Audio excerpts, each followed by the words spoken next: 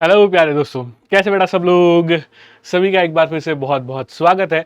बेटा आप सब लोग जम के तैयारी कर भी रहे हो और अभी लगभग केवल एक महीना ही बचा है हमारे ड्रीम एग्जाम जो कि है एम्स सीआरई 2026। कमर कस के सबकी तैयारी तो शुरू हो चुकी है, लेकिन टेंशन तो थोड़ा बहुत होना बहुत ही ज़रूरी बात है और वो होगा भी। तो कैसे रहेगी आपकी स्ट्रैटेजी, ये एक महीने में आप किस प्रकार से एग्जैक्टली परफेक्ट आपकी स्टडी प्लान कर सकते हैं, इसलिए ये है इंफॉर्मेटिव वीडियोस। जैसे कि आप सब जानते हैं, एम्स सीआरई एक बहुत ही उम्दा वैकेंसी होती है फार्मा स्टूडेंट्स के लिए। डिप्लोमा हो, डिग्री हो, उसके बाद में ये अपॉर्चुनिटी हमें मिलती है। तो जब हम एग्जाम के लिए प्रिपेयर करते हैं तो एग्जैक्टली ये एग्जाम किस प्रकार से होता है, क्या क्या आपको स्ट्रेटेजिकली पढ़ाई करनी चाहिए, ये सारे पॉइंट्स आज के लेक्चर में मैं आपको बताने वाला हूँ। कभी भी किसी एग्जाम में प्रिपेयर करने से पहले थोड़ी सी उसकी बैकग्राउंड इन्फॉर्मेशन होना बहुत जरूरी होता है। जैसे कि आप जानते होंगे, ये कंप्यूटर बेस्ड टेस्ट होगा आपका 400 मार्क्स का, जिसके अंदर आपको क्वेश्चंस जो आएंगे, नंबर ऑफ क्वेश्चंस वो रहेंगे 100 क्वेश्चंस, और इसके लिए जो टाइम अलॉटेड रहेगा वो रहता है अप्रोक्सीमेटली 90 मिनट्स का। राइट। इसी के साथ साथ में जो एक और इंपॉर्टेंट चीज हमें ध्यान रखनी है वो होता है इसमें होने वाला नेगेटिव मार्किंग। क्योंकि जैसे हर एक सही जवाब को 4 मार्क्स है, वैसे ही हर एक गलत जवाब को 0.25 मार्क्स जो है वो माइनस भी होते हैं। यानी कि अगर लगातार 4 सवाल के आपने गलत जवाब दे दिए तो आपका 1 मार्क कट सकता है। ये बात जानना इसलिए ज़रूरी है क्योंकि कई बार हम लोग बहुत ओवर एक्साइटेड हो जाते हैं, या फिर वो जो नर्वसनेस एग्जाम हॉल में रहता है उसके चलते हम ये गलतियां कर बैठते हैं। तो ये गलतियां आपको अवॉइड करनी है, इसीलिए ये चीज़ हमेशा दिमाग में फिक्स करनी है। जितना आप परफेक्टली प्रिपेयर कर सकते हो, जितना आप परफेक्टली प्लान कर सकते हो, उसके हिसाब से अगर आप उसको एग्जीक्यूट करने में सक्सेसफुल हो गए तो ये एग्जाम बेटा आपके लिए कोई भी मुश्किल नहीं रहने वाला। क्योंकि ये एग्जाम की अगर हम लोग बात करते हैं तो इस एग्जाम में हमारे सामने मेजरली 3 चैलेंजेस रहते हैं। राइट। सबसे पहला चैलेंज जो हमें रहता है वो होता है हमारा नॉलेज टेस्टिंग। वो होता है हमारा नॉलेज टेस्टिंग कि हमने पढ़ाई तो बहुत सारी की है, और इसमें भी हमारा 80% पोर्शन जो है ये फार्मा बेस्ड पोर्शन रहेगा, और दूसरा जो 20% पोर्शन रहेगा ये हमारा नॉन फार्मा का भी रहता है। बराबर। जिसका हमें सबसे ज्यादा डर लगता है कि हम तो फार्मा का फिर भी कर लेंगे, लेकिन नॉन फार्मा का क्या होगा। तो सबसे पहला टास्क हमारे पास ये रहता है। दूसरा टास्क हमारा होता है वो होता है टाइम मैनेजमेंट।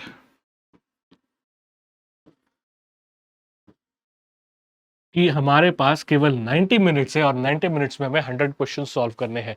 और तीसरा एक सबसे अहम टास्क जो होता है वो होता है डिसीजन मेकिंग। क्या होता है डिसीजन मेकिंग, मतलब क्या। अब अगर आप देखते हो तो पहला वाला तो हमने डिस्कस कर लिया कि फार्मा का पोर्शन हमारा 80% आएगा, नॉन फार्मा का 20% आएगा। तो आपकी पढ़ाई जो होने वाली है, इस पढ़ाई में भी आपको इस प्रकार से वेटेज डिस्ट्रीब्यूशन करना बहुत जरूरी है। अगर आपने सब कुछ एक साथ कीचड़ मचा दिया या फिर आप फार्मा छोड़ के नॉन फार्मा के पीछे चले गए तो हो सकता है कि आपका पढ़ाई का थोड़ा सा डिसबैलेंस हो जाएगा। अब जैसे हमारे पास एक महीना बचा है, मैं कुछ देर बाद आपको टाइमिंग के हिसाब से बताऊंगा कि आपको किस प्रकार से पढ़ाई करनी है, आपको स्टडीज को किस प्रकार से डिवाइड करना है। बराबर। तो उस प्रकार से आपको वो फॉलो करना आपके लिए बहुत ज्यादा फायदेमंद हो सकता है। जितना मैक्सिमम हो सके, हमारा कोर सब्जेक्ट है भाई, आगे जाके वो नॉलेज हमें सिर्फ एग्जाम पास करने के लिए नहीं, बल्कि हमारे प्रैक्टिकल लाइफ में भी जब आपको जॉब मिलेगी उसके बाद में भी वो नॉलेज आपका इंप्लीमेंट होने वाला है। तो ये चीज भी हमें बहुत अच्छे से ध्यान में रखनी है। सेकेंडली, नॉन फार्मा का जो पोर्शन है इसको बिल्कुल स्किप करने की गलती भी नहीं करनी है, लेकिन पूरा का पूरा समय इसके अंदर इन्वेस्ट करने की भी गलती हमें नहीं करनी है। ये कैसे बैलेंस करना है वो मैं बताऊंगा। नेक्स्ट आता है टाइम मैनेजमेंट। काफी बार, जब तक हम आज तक हमने यूनिवर्सिटी के एग्जाम्स अटेम्प्ट किए हैं या फिर कॉलेज के एग्जाम्स अटेम्प्ट किए हैं, हमारे दिमाग में ये चीज़ एक फिक्स बन जाती है कि भाई मुझे ज़्यादा से ज़्यादा अटेम्प्ट करना है या फिर मुझे 100% अटेम्प्ट करना है। बेटा सबसे पहले ना ये गलती मत करना। मैं अपनी तरफ से एक एडवाइस आपको देता हूँ, क्योंकि हम जानते हैं पॉइंट नंबर 1 इसमें निगेटिव मार्किंग है, जिसकी वजह से बेवजह अगर आप किसी भी आंसर को तुक्का लगा देते हो या फिर रैंडमली एबीसीडी करके लगा देते हो, आपके बेवजह मार्क्स घट सकते हैं। तो ये चीज से हमें बचना है। तो पहली चीज आपको दिमाग में क्लियर रखना है कि 100% सारे के सारे आंसर सॉल्व करने हैं, ऐसा कोई कंपल्शन नहीं है। जिसके बारे में आपको 100% आता है, आपको उसी के ऊपर ज्यादा से ज्यादा फोकस करना है, ताकि आपके पॉजिटिव नंबर जो है वो ज्यादा अच्छे से अच्छे हो सके। जितने में कंफ्यूजन है, जितने में बहुत ज्यादा आपको लगता है कि तकलीफ होने वाली है, इसको आपको अवॉइड भी करना बहुत ज्यादा जरूरी है। राइट। एंड तीसरी इंपॉर्टेंट चीज डिसीजन मेकिंग, जो इसी के बलबूते पे है। नहीं आ रहा है स्किप कर दो। अगर आ रहा है 100% गारंटी है, सबसे पहले उसको आंसर कर दो। अगर कंफ्यूजन में है तो कंफ्यूजन वाले कौन से सवाल अटेम्प्ट करने हैं, कौन से सवाल अटेम्प्ट नहीं करने हैं, किसको स्किप करके आगे जाना है, किस में कितना टाइम इन्वेस्ट करना है, ये सब कुछ जानना आपके लिए बहुत ही ज़्यादा ज़रूरी होता है, राइट। अब इसके बाद में हम लोग आते हैं नेक्स्ट पार्ट पे, वो है कि आपकी प्रिपरेशन अब कैसे होनी चाहिए, क्योंकि हम सब जानते हैं कि हमारे पास केवल 1 महीना बचा हुआ है, बराबर। अब इस 1 महीने में आपको पढ़ाई किस प्रकार से डिस्ट्रीब्यूट करनी है। अगर मेरी मानो पूरी जी जान लगा के कोशिश करते हो तो दिन में आपको 8 घंटे की पढ़ाई करना बहुत ज़्यादा ज़रूरी है। और इस 8 घंटे की पढ़ाई में नॉन स्टॉप आपका सिर्फ थियोरी अगर आप पढ़ने की सोच रहे हो, ऐसा बिल्कुल नहीं होगा। इस 8 घंटे को आप कैसे इफेक्टिवली डिवाइड कर सकते हो, इसमें से सबसे पहले आपको 1 से 1.5 घंटा जो है वो देना है एमसीक्यू प्रैक्टिस में। जो आपके फ्रेश नए एमसीक्यूज होंगे, चाहे आप जो भी टेस्ट सीरीज फॉलो कर रहे हो, किसी बुक से रेफर कर रहे हो, इसमें से आप ये एमसीक्यूज के प्रैक्टिस करोगे। इसके बाद में आप 2 से 3 मिनट का या फिर 5 मिनट का ब्रेक ले सकते हो। उसका एक अगला घंटा जो है उसके बाद में इस एमसीक्यू का वेरिफिकेशन, एक एक क्वेश्चन को अच्छे से आपको वेरीफाई करना है, प्लस जो आपके एमसीक्यूज गलत हुए थे उनका करेक्शन भी आपको देखना है। मैंने ए ऑप्शन दे दिया, ये गलत हो गया ना, ये ए ऑप्शन मुझे क्यों सही लगा, असल में उसका सही ऑप्शन क्या है, मेरे दिमाग में उसकी एग्जैक्टली क्या कंसेप्चुअल गड़बड़ी है, गलती है, इसके ऊपर मुझे फोकस करना है। उसके बाद में नेक्स्ट वापस 1.5 घंटा जो है आप अपने माइंड को थोड़ा सा कह सकते हो कि माइंड डाइवर्ट करने के लिए अब आप एमसीक्यूज पे ही आएंगे, लेकिन नॉन फार्मा के, जो भी आपका रीजनिंग है, जनरल एप्टीट्यूड है, मैथमेटिक्स है ना, इसके ऊपर आप फोकस करोगे। तो अब नेक्स्ट ये जो 1.5 घंटा रहेगा आप उसकी प्रैक्टिस करोगे। उसके बाद फिर से 1 घंटा जो रहेगा वो आपके पास वही इसका वेरिफिकेशन एंड उसका करेक्शन, ये दोनों करोगे, राइट। अब ये आपके टोटल 5 घंटे यहाँ पे कंप्लीट हो जाते हैं। बचे हुए 3 घंटे क्या करना है, इन 3 घंटों को वापिस से आपको 2 घंटे प्लस 1 घंटा इस प्रकार से डिवाइड करना है, जिसमें आप कंसेप्ट्स प्लस आपके जो वीक पॉइंट्स है वो, इनके ऊपर आप पढ़ाई पे फोकस करोगे। ताकि ऐसा ना हो कि भाई मेरा केमिस्ट्री का पढ़ाई बाकी है, बस मैं एमसीक्यू के पीछे भागे जा रहा हूँ। ऐसे भी तो हो सकता है कि मेरा जूरिस्प्रूडेंस का पढ़ाई नहीं हुआ है, मेरा कोलॉजी का थोड़ा सा पढ़ाई अभी बाकी है, उसके लिए ये घंटा, जिसमें से 2 घंटे रहेंगे आपके फार्मा पार्ट के लिए, और बचा हुआ 1 घंटा जो रहेगा ये रहेगा आपका नॉन फार्मा पार्ट के लिए। आप चाहे वर्किंग हो, आप चाहे नॉन वर्किंग हो, स्टूडेंट हो, कॉलेज में जा रहे हो, जो भी होगा बेटा, आपको अगला 1 महीना जो बचा हुआ है आपके पास, क्योंकि 25 से 27 तारीख के बीच में एग्जाम आने वाला है, तो बहुत कम समय बचा है। इस वक्त अगर बेटा आप एक्सक्यूजेस दोगे तो हो सकता है कि एक अच्छी अपॉर्चुनिटी आपके हाथ से निकल जाए, राइट। तो इसीलिए इस प्रकार से टाइम डिवाइड करो, जितना हो सके आप अपनी कोशिश जारी रखो। अब ये होगा आपका पहले 1-2 वीक्स के लिए। जैसे जैसे आपके एमसीक्यूज ज्यादा से ज्यादा सॉल्व होके जाएंगे, उसके बाद में आपका कॉन्फिडेंस बिल्डअप होते जाएगा। साथ ही साथ तुरंत आप उसको करेक्ट कर रहे हो तो हर आने वाले टेस्ट में आपके 1-2 नंबर्स में आपको इंप्रूवमेंट जरूर दिखेगी। नहीं दिखती है कोई प्रॉब्लम नहीं, हो सकता है भाई, हमारा इंसानी दिमाग है, हम रोबोट थोड़ी कि एक बार पढ़ लिया परमानेंटली दिमाग में आ गया। और रिपीटेटिवली जितना ज्यादा समय हो सके उस पर इन्वेस्ट करो, है ना, जिससे आपकी प्रैक्टिस, रिवीजन और करेक्शन वाली रिवीजन ये दोनों ही साथ चलती रहे। जैसे 1 से 2 हफ्ते की आपकी ये रिवीजन हो जाएगी, इन एमसीक्यूज के साथ में पीवाईक्यूज भी आपको ऐड करने हैं, क्योंकि पीवाईक्यूज भी उतने ही इंपॉर्टेंट है। डायरेक्टली पीवाईक्यूज कितने आते हैं सर, हर बार बच्चे का क्वेश्चन रहता है, बेटा डायरेक्ट पीवाईक्यूज आएंगे ये एक्सपेक्टेशन मत रखो, बट पेपर का 20 to 30% पार्ट जो होता है ये एमसीक्यू बेस्ड जरूर होता है। मतलब जो पीवाईक्यूज पूछे गए थे प्रीवियसली, जो क्वेश्चंस पूछे गए थे उसके आसपास में ही घूमने वाले, थोड़ा सा ट्विस्ट करके पूछा जाएगा, ऑप्शन की जगह क्वेश्चन आ जाएगा, क्वेश्चन की जगह पे ऑप्शन आ जाएंगे, इस प्रकार से इसको थोड़ा सा घुमा फिरा के आता है। 20 to 30% चांसेस होते हैं पीवाईक्यूज आएंगे एग्जाम में, बराबर। तो इसके हिसाब से आपको अकॉर्डिंगली प्रिपरेशन करना बहुत ही ज्यादा जरूरी होगा। अब अगर हम सब्जेक्ट वाइज आते हैं तो सब्जेक्ट वाइज आपको किसके ऊपर फोकस करना चाहिए। सबसे मेजर और सबसे इंपॉर्टेंट जो एम्स के पॉइंट ऑफ व्यू से होते हैं वो सब्जेक्ट होते हैं फार्माकोलॉजी,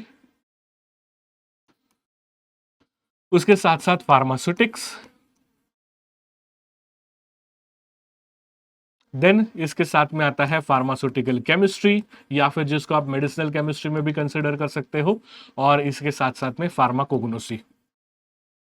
ये सब्जेक्ट तो है ही जो कि सारे एग्जाम्स में रहेंगे, बट कुछ एडिशनल पार्ट्स जो आपको इसमें करने पड़ते हैं, जैसे कि फार्माकोलॉजी में आपको क्लिनिकल पार्ट पे ज़्यादा फोकस करना है।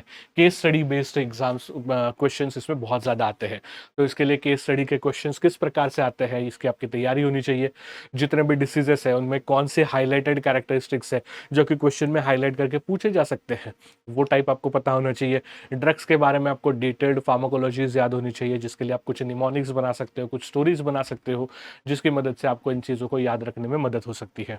ओके क्योंकि क्लिनिकल फार्माकोलॉजी में सबसे इंपॉर्टेंट होता है क्वेश्चन को समझना। भले थोड़ा सा टाइम ज़्यादा लगे, कोई फर्क नहीं पड़ता, 2 नहीं 3 बार क्वेश्चन पढ़ो, पहले समझो कि क्वेश्चन में पूछा क्या गया है, उसके बाद ऑप्शंस देखो। कई बार क्वेश्चन इतना सिंपल होता है कि ऑप्शन कंफ्यूजिंग हो जाते हैं, गड़बड़ी में हम ए की जगह बी की जगह सी कर देते हैं।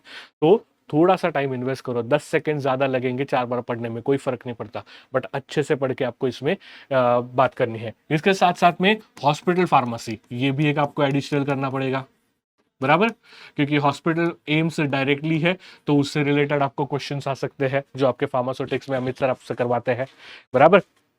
उसके साथ साथ फार्मास्यूटिक्स में जो भी आपके फॉर्मुलेशन रिलेटेड एस्पेक्ट्स है, ये आपको सारे के सारे डिटेल्ड करने हैं। जितने भी फॉर्मुलेशंस है, उसके इंग्रेडिएंट्स क्या क्या रहते हैं, एक्सिपिएंट्स क्या होते हैं, टैबलेट, कैप्सूल, सस्पेंशंस, इन सब के बारे में आपको बहुत ही अच्छे से डिटेल पढ़ना है। फार्मास्यूटिकल केमिस्ट्री या फिर मेडिसिनल केमिस्ट्री को आप कोलॉजी के साथ में कंबाइन करके इसमें बेसिकली आपको सार यानी कि हमारा स्ट्रक्चर एक्टिविटी रिलेशनशिप जो है, इसके ऊपर सबसे ज़्यादा फोकस देते हुए इसकी पढ़ाई करना ज़रूरी है। इसके साथ साथ में फार्माकोग्नोसी में हमारे हर्बल ड्रग्स वगैरह तो चीज़ें हो जाती है। हॉस्पिटल फार्मेसी में एक एडिशनल चीज़ होती है, वो होती है डिस्पेंसिंग फार्मेसी। ये भी आपको कई बार पूछा जाता है। तो जो बेसिक लैटिन टर्मिनोलॉजीज है डिस्पेंसिंग में यूनिट यूज़ होने वाली, वहाँ से लेके आपको शुरुआत करना बहुत ज़रूरी है। तो clinical pharmacy, hospital pharmacy, law related जितने भी टॉपिक्स हैं, ये सारे टॉपिक्स को आपको रिपीटेडली रिवाइज करना है। जैसे जैसे आप पीवाईक्यूज देखते जाओगे, आपको एक अप्रोक्सीमेट अंदाजा आता है कि मैक्सिमम जो क्वेश्चंस आते हैं वो इन्हीं में से आते हैं। तो जो आपको 80 क्वेश्चंस आने वाले हैं, उसमें से अगर ये सारे सब्जेक्ट्स आप करते हो पूरी दिल के साथ, पूरी लगन के साथ, इसमें से 60 क्वेश्चंस तो आपको आसानी से आ जाएंगे। बट अगर आपने थरो पढ़ाई की है तो ही। अगर आप अभी सोचते हो कि अभी आप थियरी में घुसोगे, केवल थियरी करोगे 2 हफ्ते के लिए, बेटा बहुत गड़बड़ हो जाएगी। एमसीक्यू प्रैक्टिस के लिए टाइम नहीं मिलेगा। ये आपका कोई यूनिवर्सिटी एग्जाम नहीं है जिसमें आपको स्पेसिफिक टाइम मिलेगा, आप लंबे लंबे आंसर्स लिखोगे। नहीं, you have to be very very specific.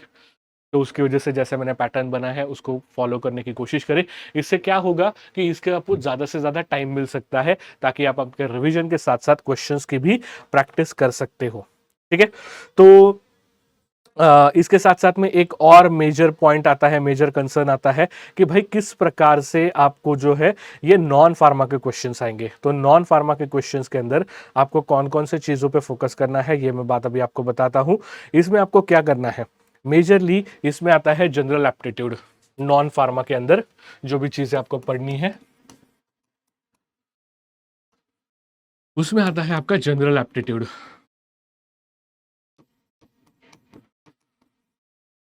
Okay, उसके बाद में सेकंड आता है जनरल नॉलेज।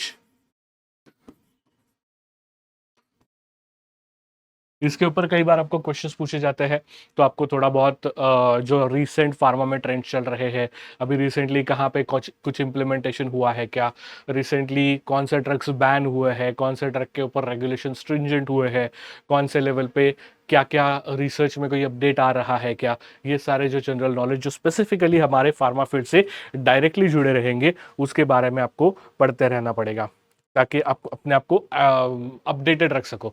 सो जनरल नॉलेज के साथ साथ में हम ये कह सकते हैं कि आप करंट अफेयर्स पे भी फोकस करना। ठीक है, करंट अफेयर्स के ऊपर भी आपको फोकस करना है। इसके साथ साथ जनरल एप्टीट्यूड में क्या है, टाइम रिलेटेड चीजें, रिलेशनशिप्स, ये जो होते हैं ना, इसके बारे में आपको पढ़ना है। देन इसके साथ साथ में जनरल मैथमेटिक्स जो भी होता है आपको, उसके बारे में भी आपको पढ़ना है। प्रॉफिट लॉस के जो कैलकुलेशंस होते हैं बेसिक वाले, वो कोडिंग। देन उसके साथ में और क्या कह सकते हैं कि गवर्नमेंट की जो पॉलिसीज़ है उसके बारे में अपडेट, वो तो मैंने ऑलरेडी बता ही दिया आपको। ये आपको पता होना चाहिए। और तीसरा एक और इम्पॉर्टेंट पार्ट होता है, वो होता है आपका कंप्यूटर का बेसिक नॉलेज। कंप्यूटर का बेसिक नॉलेज, जो रैम क्या होता है, जीबी टीबी में क्या होता है, डेटा ट्रांसफर किस प्रकार से होता है, कंप्यूटर का हिस्ट्री क्या होता है, ये टाइप के क्वेश्चन जो होते हैं, ये भी क्वेश्चंस आपको एग्जाम में आते हैं। ठीक है, तो आपको ये इस प्रकार से प्लान करके अच्छे तरीके से इसको इम्प्लीमेंट करना है। और जैसे मैंने बताया आपको कि स्टार्टिंग में मैंने बताया था कि जो भी आपके पास टाइम रहेगा, आपका टाइम मैनेजमेंट यहाँ पे सबसे इंपॉर्टेंट रहेगा। अब मैंने सब्जेक्ट वाइज तो आपको बोल दिया, तो जैसे आपका टाइम टेबल मैंने डिसाइड करके आपको थोड़ी सी हेल्प की है, उसके हिसाब से आप ये सब्जेक्ट्स को, अभी खुद को पता है मेरी पढ़ाई कितनी है, मेरा नॉलेज कितना क्लियर है, उसके हिसाब से आप अपने हिसाब से कौन से दिन कौन से टॉपिक्स को फोकस करना है, ये आप फोकस कर सकते हो। बराबर। टाइम मैनेजमेंट के लिए आपके पास 1.5 घंटा है, तो आपको उसको 3 हिस्से में डिवाइड करना है। ठीक है, for time management you have to divide it into 3 parts. सबसे पहले श्योर शॉर्ट क्वेश्चंस, जिसका आपको 100% गारंटी है, इसको स्टार्टिंग के 30 मिनट में आपको डिवाइड करना, सॉल्व करना है। जो आंख बंद करके ये 100% सही है मतलब है। उसके बाद वाला सेकंड क्वेश्चन जो है, सेकंड पार्ट जो होगा, ये होगा कंफ्यूजिंग क्वेश्चंस के लिए। उसके लिए आप 30 मिनट्स अलॉट कर दो, जिसमें ए और बी में कंफ्यूजन हो रहा है, या फिर मल्टीपल आंसर सही लग रहे हैं, या फिर थोड़ा सा गड़बड़ हो रहा है कि एग्जैक्ट श्योर शॉर्ट आंसर याद नहीं आ रहा है। कंसेप्ट को रिवाइज, कंसेप्ट को आंखें बंद करके आप याद कर सकते हो। कुछ आपने ट्रिक लगाया था तो वो ट्रिक याद कर सकते हो, जिसमें थोड़ा सा टाइम भी इन्वेस्ट होगा। अब श्योर शॉर्ट अगर आपको 30 मिनट में करना है, तो हो सकता है कि वो आपको 10-15 मिनट में भी हो जाए, क्योंकि आपको इसकी गारंटी है पूरा पूरा, है ना। तो बचा हुआ टाइम आप इसमें इन्वेस्ट कर सकते हो, जो थोड़े बहुत कंफ्यूजिंग लग रहे हैं उसके लिए आप 30 मिनट्स डिसाइड कर दो। एंड लास्ट में जो हार्ड मोस्ट क्वेश्चंस रहेंगे, उसके लिए आपको 20 मिनट्स का टाइम अलॉट करना है, क्योंकि ये आपको गारंटी नहीं है कि ये आपको आता है कि नहीं आता है। तो जितना हो सके, अगर आपको 10% भी डाउट लग रहा है, स्किप करो उस चीज को, छोड़ दो उस पोर्शन को, मत करो, क्योंकि नेगेटिव मार्किंग में वेस्ट भी नहीं जाना चाहिए। बराबर। तो इसके हिसाब से आप कम से कम समय में हार्ड क्वेश्चंस करो, और फिर बचा हुआ जो 10 मिनट्स का टाइम है, उसमें हो सकता है कि जितने भी आंसर्स आपने दिए हैं, एक बार उसको फिर से ठंडे दिमाग से रिव्यू करो, ताकि जितना भी पेपर आपने अटेम्प्ट किया है, आपको 100% गारंटी हो कि उतने परफेक्ट ही है, उसमें नेगेटिव मार्किंग कम से कम हो। जैसे मैं आपको बताता हूँ, आप अभी भी टेस्ट सीरीज हम लोग जो चला रहे हैं, या फिर एमसीक्यू सीरीज जो हमारी चलती है, इसमें भी कई बार आप रॉन्ग आंसर्स ऐसे ही ठोक देते हो। बेटा अभी से ये आदत बंद करो। एक ही महीना बचा है आपके पास, एक महीना भी नहीं कह सकते, 20 डेज ही बचे अभी आपके पास में, है ना। तो ये 20 डेज में पूरी लगन के साथ हर रोज ऐसे प्रैक्टिस करो जैसे कि ये आपका फाइनल अटेम्प्ट है। तब तक आपका मेंटालिटी भी वैसा क्रिएट हो जाएगा, आपका प्रेशर धीरे धीरे कम होते जाएगा, अगर आप स्ट्रैटेजिकली फॉलो करते हो, अगर आप इस प्रकार से स्ट्रैटेजिकली पढ़ाई करते हो। डे बाय डे आपका कॉन्फिडेंस बढ़ता जाएगा, डे बाय डे आपके मार्क्स भी आपको इंक्रीज होते हुए नजर आएंगे। जितना कॉन्फिडेंस के साथ में आप पढ़ाई करोगे, उतना ही आपके लिए वो फायदेमंद है। टेंशन नहीं लेना है बेटा, आप सब कुछ जानते हो, आपने सब कुछ पढ़ा भी है, बस अभी उसको फाइनल पॉलिश करने का काम करना है। भाई बी फार्म के 4 साल हो गए, डिप्लोमा के 2 साल हो गए, पढ़ाई तो करते हैं हम लोग। थोड़ी ऐसा है कि हम लोग ऐसे ही तुक्का मार के पास हुए हैं, है ना। नॉलेज हर किसी के पास है, बस अगर कमी किसी बात की है, तो वो होती है थोड़ी सी कॉन्फिडेंस की कमी। तो बेटा टेंशन बिल्कुल भी नहीं लेना है, जैसे स्ट्रैटेजी मैंने बताई है उसको फॉलो करने की कोशिश कीजिए। मैं अपनी तरफ से गारंटी देता हूँ कि आप आपका सबसे बेहतरीन रिजल्ट लेके आओगे। तो बस बेटा इसी के साथ में ये वीडियो करते यहीं पे खत्म। Wish you all the very best, मिलते हैं बहुत ही जल्दी। Bye bye and take care.